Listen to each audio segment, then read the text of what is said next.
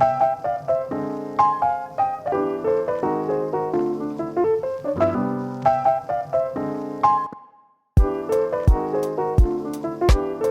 guys, and welcome back. This is ChosenArchitect, and today we're going to be diving back into some more Botania. This time, getting into that awesome Botania add-on mod. So, I hope you guys are ready. So, in between episodes here, the only thing that I've sort of changed is I now have 2 mana spreaders per, and I have 6 on each side, 6 Indoflames. So pretty much doubled my Indoflames here. And this should double my mana output as well. And as you can see, my mana pools are pretty much almost full, all 4 of them, which is a lot of mana, to be honest. 1 mana tablet here, this simple mana tablet holds about half of a mana pool as well. So technically I have 4.5 mana pools. Now, what do we need to do today? Oh look, our mana just stopped, by the way, because these are completely full. What do I want to do today? Well, I want to venture further in Botania. The main reason I think I'm sort of going this route is because there's some things that do require terrasteel. And it's just, I mean, terrasteel's not that hard to get. But of course, along with getting terrasteel, might as well go ahead and finish the Botania stuff that we need to get done. And it only makes sense to do that. So what do we need to get into Botania? Like to sort of get towards the end area of Botania? Well, we are going to need a terrestrial agglomeration plate, or a terrestrial agglomeration plate. Why do I always say that wrong? So this right here, we need runes. So to get runes, we need a runic altar. So all we're gonna need is a little bit of living rock and an ender pearl, or I think it might, I don't know if it's an ender pearl or it also accepts diamond. Some things kind of go back and forth with what they can accept. But this should work with this, so we pretty much do this little number. And the runic altar is going to, I'm just going to place it right on top here. And that should work. Now, what I need to do is technically point a couple of these mana spreaders, and with this being full, I'm just going to point 4 of them at it. I think that'll be plenty speed. But what we need to do with this is we need to basically create runes. So let's look at runes, and the ones specifically for the agglomeration plate. So the agglomeration plate here requires a rune of water, earth, mana, air, and fire. Now, if I store this, of course, it's gonna look fine here, but yeah, inside here, this kind of goes all wonky still. Hopefully there's gonna be an update that fixes this. This is something to do with JEI. Don't know why it grows so big, but I do need it bookmarked, so I'll deal with it. Because I need a bookmark because each one of these runes require pretty much 3 different things. So fishing rod, sugarcane, and bone meal for this. And I like to go in here and sort of grab out the items that I need and store them in my inventory in a particular pattern. So a lot of the stuff that's in my inventory at the moment can probably go away because I'm not gonna need all that at the moment. I do, however, need the storage. So sugarcane, that was another thing. And was it just straight bone meal? It was just bone meal. So yeah, I need to line up all of these in here. And let me just do the first one just to show you. Mana steel technically is iron. I'll show you that. And then I also like to use redstone for the powder.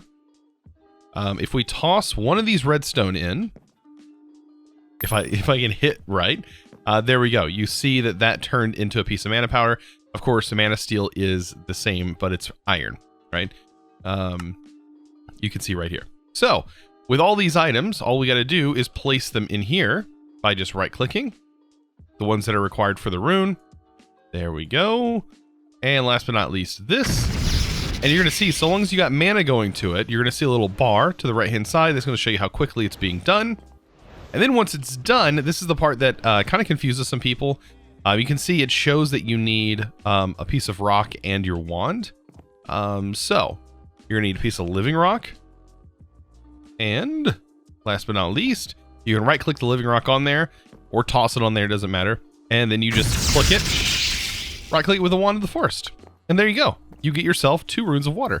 Now we got to do this for each one. Drop pop candy. Oh my gosh. So at this point, you should have 2 of every rune here, except for the rune of mana, as that is a single rune you get for crafting this. So what do we need here? Just all this. We need a block of mana steel, which is, like I said, just iron and some lapis, and we have ourselves I always say terrasteel, but terrestrial agglomeration plate. So there we go. Now, what do we need for this? Well, this actually needs to be setting on some blocks of living rock in this pattern, and then you place this in the center. Now, these corner 4 blocks here, or these side 4 blocks, they need to be blocks of lapis. So I have plenty of lapis. We have blocks upon blocks of lapis that we've gotten from the bees, and there we go. Now, this is no good if there's no mana getting to it. Now, I've seen a lot of people trying to use mana spreaders, the base mana spreaders on this, which will work, but it will take a lot of time. It'll take a really, really long time. So the best way to do this is to, of course, build up some mana pools and then use sparks. That's going to be your main way of transferring mana. I don't recommend using mana spreaders. It takes so long for mana spreaders to eventually get this to where it needs. Sometimes it may not even work. So all you end up doing is wasting mana, or technically wasting coal, when you could use sparks. So let's take a look at sparks. They're not that hard to make either. So all they require is some blaze powder. Of course, I can get more blaze powder if I was just to grind these up in our mechanism machines. Then you need a little bit of gold. So just a tad bit of gold and some blaze, and of course some petals, which you should have so many of at this moment. All we need is technically 5, right? Because I need to place 1 on each mana pool right on top of it. So just click it right on top. There we go. And then I need to connect it to this. So click it right on top here. And what we should see is these should technically be linked if they're close enough. These are close enough. I don't know if this is close enough. This might honestly be too far away. It does seem like this is probably too far away. So I'm going to bring this closer. I'm probably going to move it over here, just because I don't want it right in the path here. I don't want it right. I don't know. I just don't want it right here, I don't think. But over here, I have no problem with it being right in the way because it's kind of off to the side. So I am going to place it technically right here, and that should work. It should be able to sort of bend down in order to get there. And of course, you can shift right click to move these. And this, of course, can be moved simply by just breaking it. So now this will definitely work. As you can see, when I right click this, you can see that it is now connected to all 4, which is perfect. That is what I want to see. I want to see them all connected to one another and basically sending the mana from all these mana pools to this. So what do we need in order to make our first bit of terrasteel? It's actually not that much at all. We need a piece of mana steel right here. And we are also going to need none of these runes, none of this stuff that's in our inventory right now. We don't even need mana powder. We need a diamond. And then we're also need an ender pearl. So diamond, ender pearl, and these need to be turned into their mana counterparts. Just like that. And then all we have to do is right click them onto here. And that starts the process of making terrasteel. Very, very simple. And getting to this point just requires, like I said, pretty much just getting yourself mana going. And setting up automation makes this so much quicker. It really is. So you can see Dancer in the Dark. Of course, that's a song reference, I do believe. Now, terrasteel is a great material, but the best thing to do with it, since we have this piece, is to probably just go further into Botania. And then to do that, all we have to do is break this into its terrasteel nuggets. And this is actually where a lot of things require it. Look at this. We actually need hopper hawks for the botany pots, and we also need terrasteel in order to make these botany pots possible. Even though we somewhat kind of automated them before. But the reason we need to break them into terrasteel nuggets is because technically we need 2 natura pylons. That's going to require half of this. And then we need the other bit of our terrasteel nuggets to go towards the gateway. So this will end up being everything we need, just 1 terrasteel to make the Elven gateway. So at this point, I have all the stuff ready to go. I have my natura pylons that I have made up, 2 mana pools, which is what we're going to need, 3 glimmering living wood. We are going to need a little bit of living wood, and then also the Elven gateway core. I think I'm going to build the gateway right here, like just might as well. And we're going to build it inside this area here. So this goes right in the center, and then it's living wood. Then this is actually going to help me sort of build this. place the other wood similar to this, and then you place your glimmering living wood in the sides like that. And this is pretty much ready to go. The only thing we need to do now is get our mana pools set up. And we can place the mana pools right here. Hopefully the pylons don't get in the way of our mana, which they might. Place those right on top. Yep, and as you can see, those go away. But I think I'm going to use these anyways. I'm going to use them for these mana pools. And hopefully it will let me go ahead and move this to that mana pool. Yeah, there we go. So you can see this will let me transfer that into this mana pool. I'm even going to shift this one to this mana pool.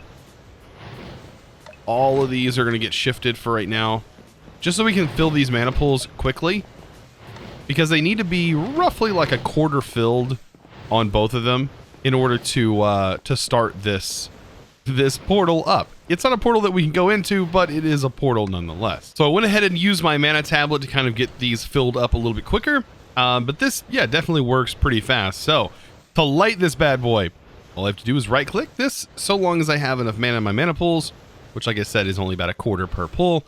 And there we are. We've opened up a portal to Alfheim. So let's go ahead and get our book. It's funny because I don't even know if we have a Lexica Botania. Have I even opened this thing? This is the first time opening my Lexica Botania. Nice. I do see, ooh, there's some other sections, because we do have the Mythic Botany in here, which is a add-on mod. So all I need to do now is throw my Lexica Botany in there and hope that the gods spit my book back out. And of course they did on the other side. And now I have an upgraded Lexica Botania that talks a little bit more about alphamancy. So here we go. Even though I don't technically need that, it's just something nice to do. It's actually, I think some of the stuff might actually require it before you can kind of progress. But so now that we have this, we should be good. Let's go ahead, and I guess we could start doing some stuff with this portal. I mean, we can always make more terrasteel, but like, what should we do with this portal? Well, I mean, one of my favorite armor sets is made from this. Let's go ahead and get some, let's see, living, or not, no, we need just iron, right? Mana steel. I don't know if I have enough. I don't want to make an armor set because the armor is not going to be nowhere near as good as the armor that we currently have on. But what I can do is I need 4 pieces of the stuff that they're going to give me from here. Let's see. So if I throw this in, 2 of those are going to give me the Elementium. And technically a full set of armor made out of Elementium is like one of my favorite armor suits. I don't know why. It's pink, but it looks really, really cool. So we have the Elementium. We also need an Ender Pearl. Just like that. Tossed in here. And then tossed in here. Perfect. And now what we can do is grab some obsidian, and we can actually make ourselves something that looks really cool at nighttime. This is a star-filled creator. Now we do have stars in the sky, but not the kind of stars that the star-filled can make. And the perfect place for this, I think, would be right on top of this. I can get rid of this piece of wood right here. There we go. And place the star-filled creator. And what will happen is we should start to see some stars up in the sky that should hopefully get a little bit brighter. Or is that as bright as it gets? They are looking pretty dim. Pretty dim. Maybe it takes a little bit of time. But yeah, we should start seeing some little particles. It might be really hard for you guys to see, actually, with the whole YouTube compression and all. So it looks like, even though we've gotten this stuff set up, we have some more to do. How about upgrading this? I think that this is going to use less mana to make terrasteel, even though technically this right here, the mana infuser, it says it costs more mana, but that's for this, the Alf steel, than terrasteel. It does seem like this uses less. Like, I don't understand. This right here, when zoomed in, shows like more than half of a mana pool, which normally terrasteel costs a half a mana pool to make. But when I zoom in, it shows that it is using far less than that. Using this tiny little sliver to make terrasteel. Which, if that's the case, which is for 1, then OMG, That's nice. That's a nice upgrade because normally it would take half a mana pool. And we need a lot of terrasteel. So terrasteel, these blocks are going to be used to make our angel ring. And as you can see, we need 3 blocks of terrasteel. So that's totally doable. So long as we have I guess the new plate. So we need to get the setup for that. It's also going to require a Bifrost rod. So that is something that we can totally make. That's going to require mana steel. So pretty much the same little thing that we set up before. It's also going to require mana diamond and an ender pearl that is manified. Guess that's the way you can call it, is manified. I have no idea. We toss that in there. We can toss a mana diamond in there. That's going to get us the dragon stone. And then we need, I think it was 2 of these to make this rod. Pretty much it was like so. Oh, actually, I think we need 2 ender pearls now that I look at it. 2 manified ender pearls. Or alphafied? Is that what I would want to call it as well? Trying to get away from the noise here. And then this creates a rod of Bifrost. Now, this is going to be useful because the rod of Bifrost is able to take elf glass and turn it into Bifrost blocks. And then Bifrost blocks can then be added to living rock to create shimmer rock. And we need 5 shimmer rock in order to build this portal. That's not counting all of the runes that we're going to need, because we are going to need a fair bit amount of runes. So the mana infuser is going to require the elementium, glimmering dreamwood, which is just dreamwood, which you get from the trading with the Alpine. And then we have these different runes. Now, runes of all the different seasons. So rune of spring is just going to be these runes. Now, you don't actually consume these runes when making runes. You only consume the runes when you do a normal craft with them. So these you will get back, which is absolutely amazing. But as you can see, it just requires a little bit of mana. But I hope this is the amount of mana that the terrasteel is going to cost, because this would totally be worth the upgrade in that case. Otherwise, it's not going to feel like much of an upgrade. I'm hoping that this is the case, though, that this is the actual upgrade, because we have all of the blocks to be able to make this. This even requires the Rod of the Bifrost. Ooh, this is going to be a little... This is a Rune of Asgard. This is going to require Runes of Pride, Runes of Autumn, Netherite to make that, another Rune of Autumn, and a Rune of Winter. Okay, so I'm going to make these 2 on the side, and then I have to make the Rune of Asgard, which this is going to be a little bit more expensive. Make sure before you use the rod, or before it consumes the Rod of Bifrost, make sure you get the blocks you want from this first, so that way you can, of course, do this. And to do that, you definitely want your shimmer rock to be made. This rune to me is definitely new, as it does require some netherite. Oh man, this one's interesting. The Rune of Asgard, which does come from that Mythic Botany, as you can see. So we need netherite and the Bifrost, which I do have. So netherite, Rod of the Bifrost, and last but not least, we do need the Rune of Pride, which I just made. So there we go, and I just pretty much wait for the mana to generate enough to make this bad boy rune. So we're pretty much ready to craft this bad boy. Let's go ahead and craft it. All we need is glimmering dreamwood. There we go. And voila, mana infuser ready to go. Now, as far as the platform goes for this, from what it looked like in the book, it did seem like it's diamonds. So I'm going to go ahead and break this, including everything that's around it, because we don't need this anymore, but it is still the same shape.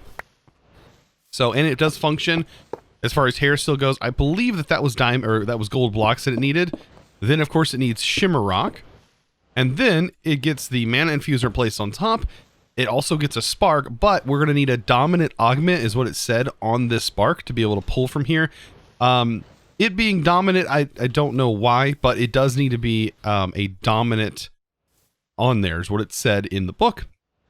So I'm going to go with that. So a dominant augment pretty much is going to say, all right, all sparks, you need to come to me. You need to send that mana directly to me. So to do this, mana steel. So we need more iron, because it looks like I'm sort of running out of mana steel. Iron and another ender pearl. And it looks like we're good to go. I'm going to go ahead and just make a couple of these.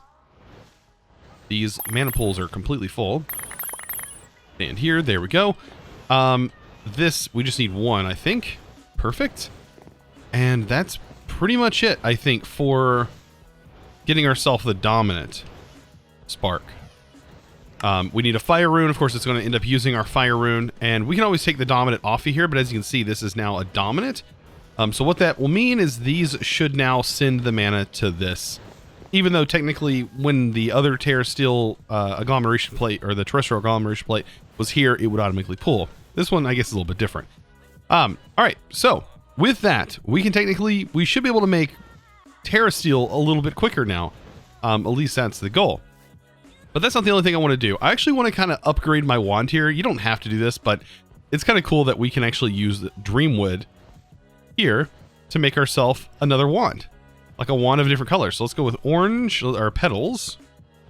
Botania petals, and I'll go with orange again. But this will give us a white sort of rod here instead of what we had. Look at that. Wand of the Forest. But this time, it's from the new Mythic mod. So there we go. We got this one, which is, it still should have the same bind mode, function mode. The same wand, it just has different color stick, which, I mean, it's, you know, it is what it is. So at this point, I need to do this test. Now, as of right now, this mana pool is the only one with a spark on it. So we should only be sending over here.